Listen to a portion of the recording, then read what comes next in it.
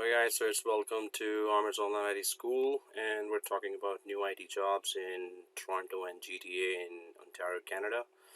And on June 15, there's a job opening, Microsoft Exchange Administrator, the email application.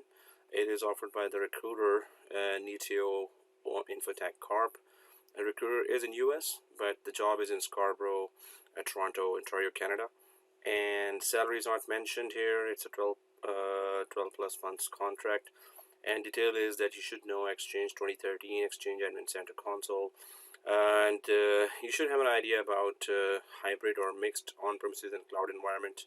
You should know Exchange PowerShell, and basically it's all about mail flow issues, right? So there's a big emphasis on that, and then resolve all the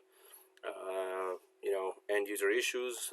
There's a migration going on, impacted migrated users. If they have any problem, then you have to resolve that. So contact him in US. He's in New Jersey, I think. In US, it is extension, or just email him after his permission. I'm just putting his email as well. So apply now ASAP. If you have any questions, let me know. If you're a recruiter, then I could just upload your latest jobs here. And please do subscribe to this channel and click the bell icon for latest updates. Thank you very much, and see you till next job.